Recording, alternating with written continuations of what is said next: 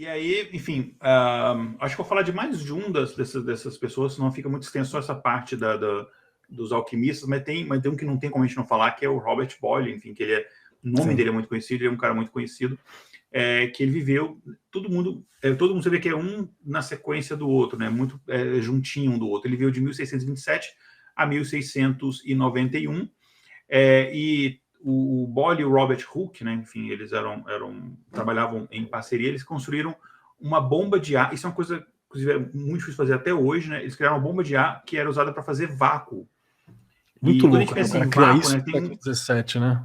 Que ideia. tem muita experiência, principalmente em física, por exemplo, que você precisa de ambientes estéreis e com vácuo para você conseguir criar. Ou mesmo em eletrônica, você precisa de ambiente em vácuo para você criar determinadas coisas.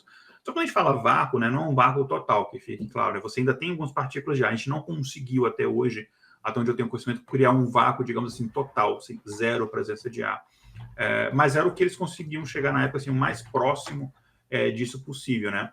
E por conta disso, né, também ele estava estudando muito essa questão do ar em si, né? Então ele realizou muitas experiências nesse sentido. Ele, por exemplo, mais uma vez, tem coisas que a gente hoje em dia considera óbvias, mas não necessariamente eram. Ele demonstrou a necessidade do ar para combustão, né? Então, para acontecer a combustão, você precisa de ar. Hoje em dia a gente sabe que não é simplesmente o ar, é o oxigênio especificamente, né?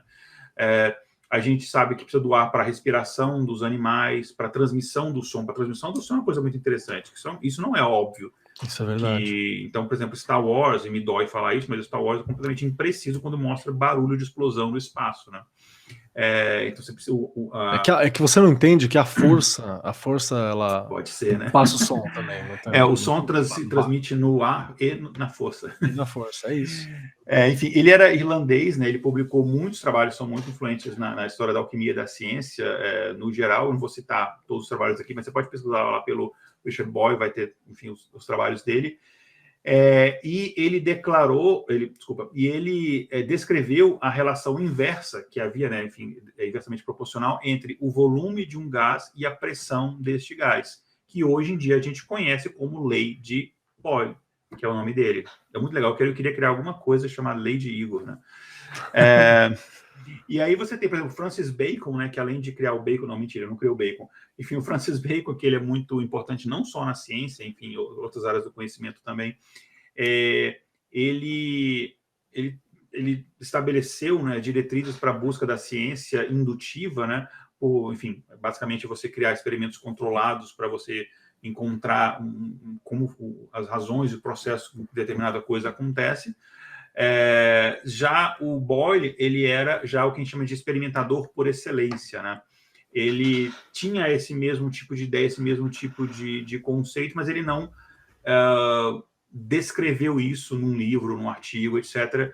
Por isso que, às vezes, esse tipo de conceito ele é acreditado não ao Boyle, sim ao Francis Bacon, né? Mas, enfim, não é que um copiou o outro, né? Que esses tipos de conhecimento eles estavam sendo descobertos ao mesmo tempo em diferentes locais, né?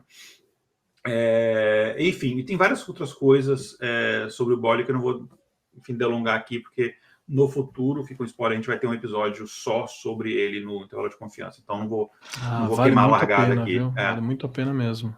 Porque, e ele também tem uma questão importante para falar. Eu acho que é com o Boyle que a gente tem uma divisão, não vou dizer final, mas uma divisão muito visível da alquimia filosófica, mística, né? Da alquimia química, assim. Porque o Boyle é um cara que ele era dessa coisa muito prática, muito material, né? De pegar, de fazer, de experimentar. Então eu acho que é um ponto legal, porque aqui é onde você tem uma divisória muito palpável, muito sensível nas produções, né? Oi, gente, esse foi um corte de um episódio do Intervalo de Confiança. O link para o episódio completo está na descrição desse vídeo. Conheça também o nosso trabalho indo no nosso site em intervalodeconfianca.com.br.